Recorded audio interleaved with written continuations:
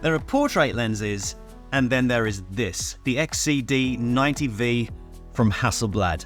Now, this is going to be a bold statement, but this is the best lens I've ever used for still life and portrait photography, and I have a pretty decent lineup of portrait lenses. So when Hasselblad asked me if I'd like to test out the 90V on my channel, I thought, sure, why not? Couldn't hurt. Well, it turns out I was wrong. It hurts a great deal because now I have the knowledge that there is a better lens on the market than my already brilliant 80mm 1.9 from Hasselblad, which has taken some beautiful captures over the last year or so. So why is this lens so good?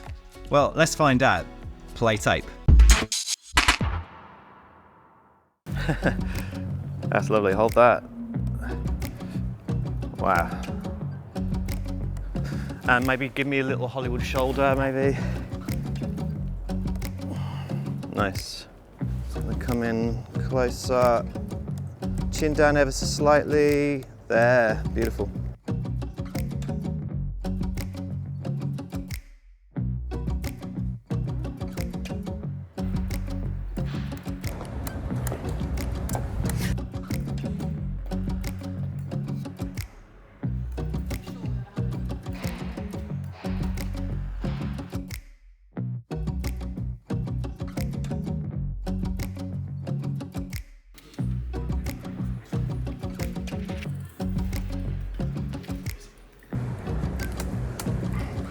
Yeah, nice. So along with the release of this world-class lens, the 90V, comes a brand new firmware update on the X2D medium format camera body, which brings the Hasselblad system firmly into the year 2024. With the kind of advancements in camera technology that we've come to know and expect from other camera manufacturers, namely the autofocus system. The new firmware update on the X2D now offers the much anticipated Face Detect autofocus. Now, of course, this is not new technology. It's been around for a number of years, but now offering this feature on a medium format camera with 100 megapixels of 16-bit raw power and 15 stops of dynamic range, that makes this camera now extremely desirable amongst amateur and professional portrait photographers alike. And along with the release of Hasselblad's flagship portrait lens, the 90V, what can I tell you? It's a beast of a combo. Entering the menu directly on the main screen, we now have this little face icon which gives us the choice of auto face detect, manual, or no detection. Auto face detect is very capable, nailing focus on those eyes. Even though the firmware upgrade doesn't offer eye detect, it does a great job of focusing. Go a little bit 3/4 that way, because then you get a bit more light on your face. Wow.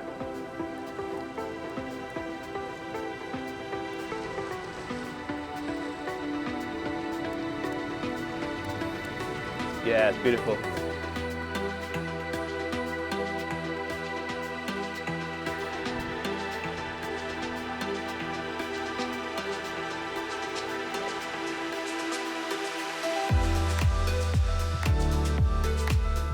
The autofocus speed on this new lens is quick. Jumping from foreground to background is seamless. And because there is no physical moving barrel unlike the 80mm 1.9, it is lovely and quiet. The leaf shutter sounds like this.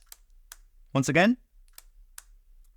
Not exactly stealth, but less intrusive and quieter than, say, a DSLR. More on the shutter later. So it's safe to say that the build quality of the 90V is first rate. All metal design with this lovely manual focus clutch ring. I actually took part in the development testing phase of the 90V back in the summer of last year, and my only questionable feedback about the physical design of this lens were both the focus ring and the aperture ring. Because Hasselblad has chosen this very slick design where both rings are flush with the body of the barrel, and of course they too are metal, my personal preference is a rubber ring just like on the 45p, so you can distinguish what you're actually feeling for when you're behind the camera and inside the viewfinder. It does take a little bit of getting used to.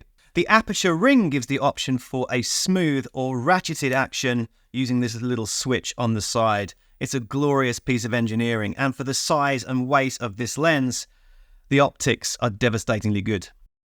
Let me just grab along the railing here. Wow.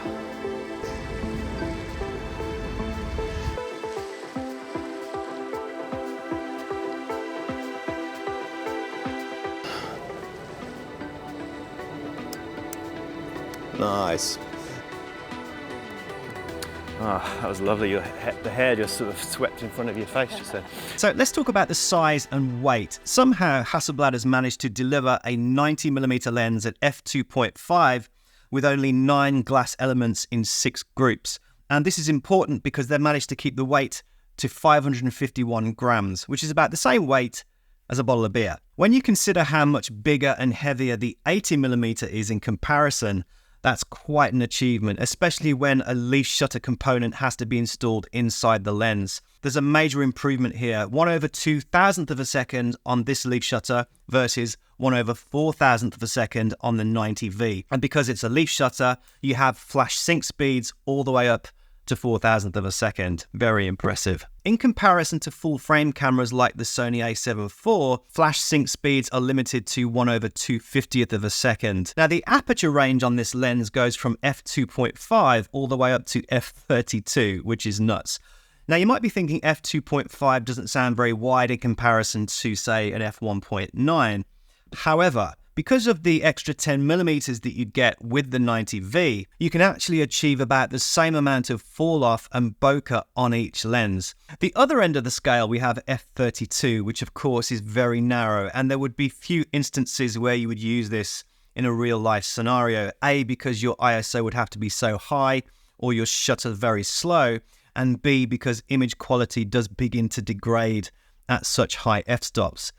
But not as much as you think. This is a quick snapshot of my cluttered desk shot at f32 with the 90V. Zooming into 100%, we can clearly see the tiny text on the back of my external hard drive. And should you be caught short without an ND filter, such high f-stops could come in very handy for those long exposures. So 90mm on a medium format camera is roughly equivalent to 71mm on a full frame camera, and that makes this the perfect portrait lens and still life photography companion. And in my line of work, which is headshot photography, those close-up portraits are greatly improved with the 90V. The clarity of the details captured is world-class, and the skin tone reproduction with 16-bit color depth is so good. Still life and product photography give us ridiculously good image quality, coupled with that X2D's 100 megapixel sensor.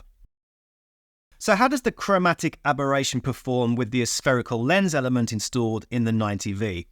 Well, since you ask, very well in fact. Zooming in on Joelle's hair, which is a high contrast area, chromatic aberration is barely noticeable, hardly any purple or green fringing. And distortion is minimal, with only a small correction needed in post-production using that lens profile. Starburst effects at f-stops over f16 are very enjoyable, giving us that 8-point hallmark signature starburst effect. Not as good as the wide-angle lenses, but pretty decent all the same. Minimum focus distance on this lens is 67 centimeters, way better than my 85mm Sony. Really useful for those still life close-ups. And coupled with the resolution of the X2D, you're almost getting macro ability. All in all, I'm pretty blown away by the quality of the images coming out of the 90V and the advancements that Hasselblad have made to the X2D's firmware update, giving us that autofocus face detect, also giving us live view when shooting either tethered or connected to the Focus Mobile 2 app. I would always reach for my Sony camera on a professional photo shoot because I could rely on the autofocus system. These days, I'm reaching for the Hasselblad. Anyway, thanks for watching. Hope you enjoyed the video. If you did, please give us a thumbs up. Don't forget to subscribe to the channel for more photography content. If you like headshot photography or want to learn about portraiture, I have a headshot photography course available on my website, so I'll pop links to that in the description below. And also, if you like Lightroom presets, I have a preset pack available too. So I'll catch you on the flip side.